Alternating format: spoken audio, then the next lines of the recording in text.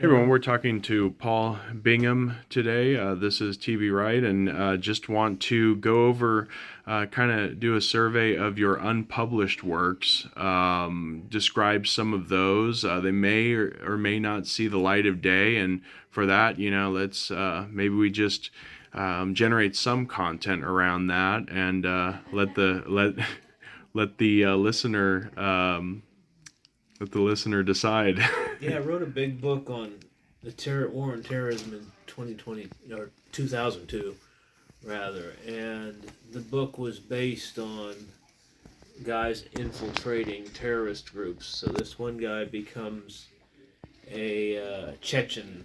He impersonates a Chechen, which are really hardcore guys back in the days, and he infiltrates terrorist networks in the American Southwest. Mm-hmm. But it becomes less about stopping terrorist attacks and more about fighting with other informants who have infiltrated other groups to see who can accomplish the most of creating false flags and framing people and just doing various other nefarious activities rather than stopping terrorism. And he's on board with this, but this is the basis for meeting these different characters as he travels and tries to persuade different terrorists who are too incompetent or lackadaisical to actually engage in acts of terrorism. So he's trying to cause terrorism. It's very similar to, in a way, to Joseph Conrad's book, The Secret Agent, wherein Verloc is trying to stimulate or cause the terrorists to create some outrage, as they say in the book, to enable the politicians to pass laws. Yeah. And so in The Secret Agent, Verloc is trying to bomb Greenwich, where the astronomers are, not the laboratory, but the, what do you call the for astronomy? Observatory. Yeah. The Greenwich Observatory. He's going to bomb that. Yeah. But he is the terrorist. There is no. He's going to plant the bomb himself, even though he's supposed to be infiltrating the terrorists. He is the guy who is planting the bomb. So, right. So this was kind of a basis for my story about this guy, and he is very amoral about it. But in the course of the series, he finds out that he does have a worthy adversary out there, and does engage in activities, But it's basically a broad overview of the whole war on terror, and that's like a backdrop. Yeah, it's one of those books I wrote at the time that, at that time, everything was about white males, and there's only one white male in the book. In this book, and he is the character's bodyguard, and he is a beleaguered ex-Navy SEAL who's now has the white male experience of being surrounded by non-whites, and he experiences that in 2002 because this guy, the protagonist, delves very deeply into these underground Mexican and Arab networks as a informant, and he has this white guy as his bodyguard, and that guy's, a lot of it's seen through his eyes as well as the only white man, so his perspective is unique at that period of time. So I couldn't really sell the book at that time. Well, it was a look ahead, because that's precisely where where we're at. Going, yeah. Right. So when I think of this work, you hadn't served in the military. Not a slight on you, but how would you do the research to make a believable story with military settings and military concepts? Were you tapped into some of this stuff?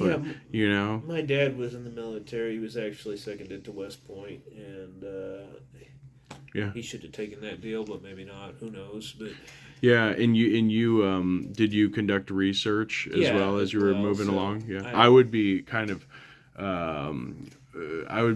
worried about taking an undertaking like this, just given the sheer amount of background information you'll need to know to paint a picture. It was massive. I had files computer files that were just massive information.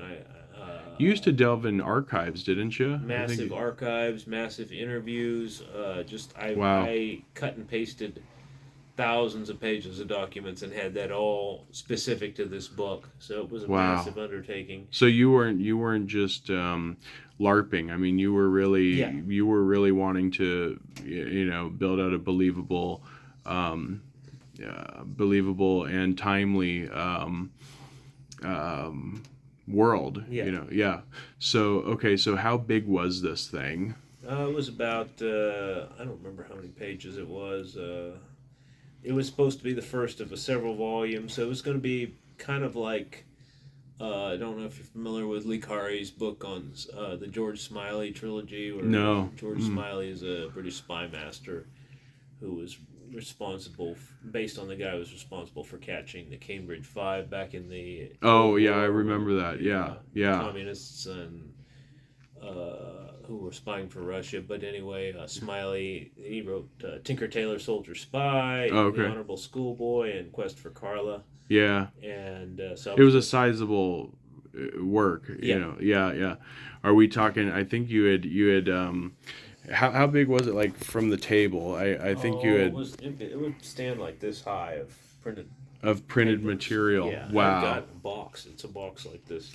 It's a good sized Is box. it completed? Yes, that first volume is completed. Now I never wrote the second volume, Mhm. but that first volume is a standalone work in itself. And why hadn't you published it? Was it because, like you said, it was? Well, I'll let you go ahead and. I don't know. I could never think of a title, and I never could think of a publisher that would take me. Yeah. Would you consider independent publishing No, or not no? unless I want an advance. Yeah. Yeah. I I, understand. I Yeah. must have some money up front. Right. We don't do it just for shits and giggles, right? But I want it advanced, and I want it to be out there where people can see it. That I Yeah. don't have to promote. I can't go door to door, and I just wasn't seeing. Like I said in this book, most of these books were meant for white males, and that's great. But and it wasn't that this wasn't, but it didn't. I don't portray the white guy is very much a good guy, but the beleaguered nature of his life, surrounded by people who aren't like him, was not something people were ready for at that time. Not that they would be hostile to it, they just couldn't appreciate what was coming. Right. And then the other part is the other guy, the protagonist of the book, who he portrays a Chechen Mm-hmm. in the book. Nobody knew about the Chechens then. Now everybody knows about Chechnya Yeah. and the Chechens. How And, did you dial into that? Or how did you know to how did you know about the well, Chechens? during the Afghanistan war, Bin Laden's retreat to Pakistan, alleged retreat, whatever, was covered by the Chechens, and everybody acknowledged that the Chechens were the best fighters of Mm-hmm. all the contingents fighting the Americans. And then you look into the background of the Chechens, and they were really fearsome Yeah. fighters who fought the Russians repeatedly. And now, even today, they are on the top of the UFC and other combat sports types. And Yeah. Chechnya is a very interesting country. The average woman there has a birth rate of 9 children per woman. Wow. And then if you look into the dictator, it's kind of a cool place if you're a guy. That's interesting. So, Yeah. Oh but yeah. I studied into all this like 1999, and it's How old were you then? I wasn't very old, but Yeah. it was fascinating. The Chechens believe they're the original people. They believe they're the sons of Noah, because Oh. Mount Ararat is very close to Chechnya in that area of Turkey, between Turkey and the Asia Minor. Wow. And so it's a very interesting It's country. kind of like Ethiopia and what is it? Queen. I can't think of I it know right what you're now. talking about. Yeah. You know what I mean. Yeah. It's late, but okay. So, anything else about that work? I wanted that to be my masterpiece and hopefully sell some copies and get my name out there. I was not so much interested in getting rich as so much as just establishing a reputation and being able to write. Because Yeah. you can't write for free. I'm not expecting a ton of money, but you've got to have Right. reputation. You got to have readers. And like I said, this didn't resonate with anybody because I don't make anybody look good, and it's definitely not a politically correct work. Oh yeah. either. Right. So You're showing the incompetence of government agencies. but also the lack of intelligence and a lot of other qualities of the terrorists and the Arabs, and so Oh yeah, everybody looks bad. it's too it's too recent, you Yeah, know. the Yeah, white. because Kafka could do it, but it was just a generalized, it was a generalized, like with the castle, but it was just a generalized, sort of a black eye to, what do you call it, bureaucracies Yeah, as a whole, government bureaucracies, but it was under sort of an abstracted, and you couldn't attribute any one government to it. So, yeah. yeah, yeah. So, okay. So, what's some of your other unpublished works? I have. Uh, I have quite a few. I wrote a western that I lost, and I wanted to write westerns. Yeah. James did too. Yeah, yeah. Oh, he never did. Oh no, He he has did now. recently. Yeah, Yeah, he but just came out with he wanted to do it originally. his is more of a Western sorcery type thing, Yeah. right? Yeah, Well, yeah. that book. I mean, we just were influenced by Louis L'Amour, Yeah, right. and that's kind of our. And a lot of people were, So, Yeah. my grandmother always carried a Louis L'Amour book in her prayer book, in her Bible or whatever. She Wow. always had 3 books with her. Yeah, my grandfather was all about Louis L'Amour. He knew the man. I've got a Really? photo of my grandfather and Louis L'Amour. Yeah, he was with Bantam Books, or one. I believe it was Bantam, and he's right there, black and white photo. That's Like shaking his awesome. hand. Yeah, yeah. So he knew a lot of them guys. But yeah, Tony Wright. But anyways, so what's another piece that remains unpublished? Well, I posted that story I called the BDSM Blues, which is probably the one I would put in next, which is about a pornography director who decides to turn a regular person's life into a snuff film, which is, again, about the surveillance state and basically using the fact that the government can surveil every aspect of a person's life and then The government surveillance is a persistent theme in your works. yeah, Yeah. surveillance. Yeah, that is probably the biggest aspect of people's lives that they don't appreciate is Oh, being sure. surveilled at all times. And Oh, sure. Now we willingly give up our information. Like it's funny how it went from concerns with the NSA and their practices to now it's just ignored because everybody is just willingly, their assets essentially, their information, right? yeah, Yeah. So okay, and then you've got some that were on the cutting room floor for Down Where the Devil Don't Go. yeah, that was one of them. And the last bullet for me was another one. I'd have to Oh yeah. got 3 or 4 more.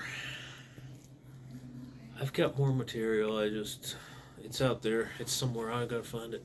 Yeah.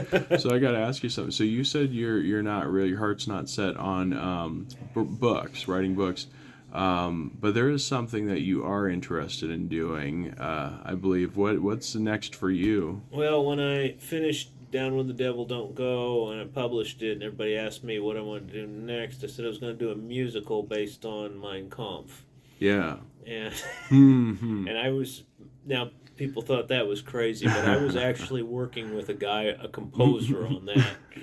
But seriously, that never panned out. But I did have a musical worked on it. But it's like, where's the audience for this? Right. What are we going to do? Moreover, who are we going to get to actually say Allow these it, lines? like, yeah, Who's right. going to say Right. these lines? You have to get a ragtag, but you have to go to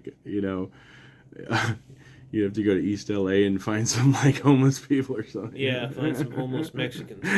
There you go. Yeah. But You imagine with a little mustache. yeah, yeah, it'd have to be a Hispanic guy portraying Hitler. Right. But no, seriously, I've been talking about for years. I want to do Blood Meridian, the movie. Yeah. It's always in the works, but nobody has wanted to tackle it. I want to do it. I want to cast Tyson Fury as the judge, Yeah. and I think that could be a good work. I think I can do McCarthy justice, and I also promised the writer James Newlick. I'd make a movie out of one of his books. Yeah.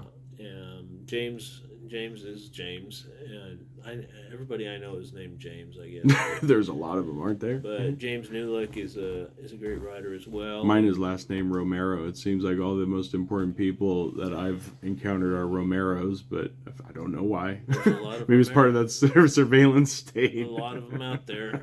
Yeah, right. So okay, so what are you reading these days? What's something that you know recommend in this vein for readers of your work? What's We got something? to go into sanction. Yes, yes. You I'm know, kind of glad you mentioned that I've been reading Sanction, and it's a Yeah. very slow read by Roman McClay. by Roman McClay, the infamous guy, and it's a very extraordinary work. And Yes. You and I both share in that. You know, we're able to separate the man from the deeds from the work. So well, the deeds honestly don't bother me. Yeah. I don't have no problem. People don't understand, but it wasn't right what he did necessarily. But here, the thing is, when you are involved with criminals, which he was, yes, and they were criminals, right. and they screw you over. And He was with the wrong crowd. Yeah. You have to take action, or you're never going to be able to do stuff on the street again. And again, it would have been better if he just stayed away from them and stayed away from crime. Yeah. But once they wrong you and basically punk you out, you have got to take action, or there's no recourse. You're not going to be able to live in that area anymore or transact business because nobody will have any respect for you. Wow. Yeah. And so that's the way I see it from Yeah. a criminal perspective. Not that I've ever been a criminal, but I've been around a lot of criminals, and Right. that's my perspective on what he did to those people. People say, "Oh, they were innocent." No, they weren't. They were all involved in that criminal enterprise, and they got what they had coming to them. Honestly. Yeah. So Wow. that's Yeah. my take on that. So moving on to the man, he was flawed. He shouldn't have done that, but I don't have any sympathy for the people either. Right. I understand. Yeah. So what do you think of the book? What do you think of what makes it you ought to read it? It's well, the writing is very well done. Yeah. But it's also a visionary work. Yes. He talks about Moby Dick being a mind virus. Yeah. And it's a mind virus. Oh, Sanction yeah. is a mind He virus. talks about Sanction being a mind virus in his interviews quite a bit. And I found that too, reading the first Sanction book. It really does seep in, I kind of go a little loony, to be honest. At least I did toward the end of it, because it occupies so much of your attention, and it's day after day, and it's a large book. I mean, it's a bully of a book, and yeah, it does leave a mark on you. It may, depending on the individual, it might not be for some folks of a certain disposition or constitution. Would you? Well, Yeah. I think people in the 18th century or the 19th century would have appreciated it just fine. Maybe Yeah. not so much people today. Yeah. Understood. Right. There is that classic quality. Yeah, I'm definitely a fan. So is there anything that you plan on doing with Sanction to sort of expand and advance it? So I want to release I don't want to help people read it necessarily, because then they'll say they read it and they didn't read it. Right. But I want to kind of release a reader assistant to those people who want to read it and help them. Oh, understood. And that's what we're going to do on the Patreon. So we're putting that out. Well, very good. Where can we? I should have asked this of the other recordings with your other works, but we'll do it now. Where can we find you, Paul? I said Patreon, whatever. Mamser Yeah. Zogbucks. That's faster than the If you want it bad enough, you'll find it. No, it's called Mamser Zogbucks. Oh, is it really? Yeah, if you look at the top of my page. Oh, I wasn't paying attention. Yeah. Yeah. So There you go. I don't know. I have Yeah, to go send you there. the link. You have a lot of literary insights. That's really where I get a great value. Is just you push forward content that's kind of, it doesn't always make the rounds. It doesn't bubble up to the surface in contemporary or like in contemporary circles, and it's more obscure work, but it's strong and Well, just yeah. it's been blacklisted, and that's the algorithm has hated me since 2014. Like, Yeah. um, What did you do? just post videos like Ah, that stuff, and the algorithm has hated me from the beginning. So a lot of this stuff has been obscured intentionally, right. and so I can make videos about different authors. For example, one writer who wrote his autobiography I really like is Arthur Jones, who is, I don't know if you're familiar with the Nautilus exercise equipment. No. Most exercise machines come from a guy named Arthur Jones, like weightlifting and all Yeah. machines that he invented that made himself very wealthy and then lost his empire. But he wrote up his autobiography. It was called "And God Laughs," Mm. and it's a uh, a chronicle of his exploits in life. Being a tramp and working his way up and Wow. starting this multi-million dollar, maybe even billion-dollar a business, Yeah. and engaging in all these it's almost like a work of fiction. Wow. But he was a extremely rightist figure that nobody knows or recognizes or remembers or talks about anymore. Right. And an innovator, an artist. He made movies. He did. You can find his stuff on YouTube where he caught snakes, and he was a jungle guy rescuing animals for zoos. Yeah. He did a massive airlift to rescue elephants at one point. Yeah. But guys like that who write books, be they fiction or nonfiction, are often forgotten. And talking about these obscure figures, you could popularize them, but more often than not, the algorithm will say, "Oh, we didn't want them talked about in the first place, so we're going to make you disappear in your work because you talked about them." Right. So that's a lot of why my stuff doesn't come up ever. What's it like being so? What's it like being a person who speaks the truth as you understand it, and still having a job and still navigating this world? Well, Tell me about that. I can't have a job, so I'm self-employed. Right. So Right. I mean, it's like Samizdat in Russia, self-published, even though I'm not. I self-published the video, so Yeah. self-published content. Is that a reality? Like you probably couldn't find Yeah, a I job. couldn't find a job. What am I going to do? Yeah. I literally could not get a job. So Yeah. And that's just given your presence, no, I mean no, your it's just, identity online, or is yeah, yeah.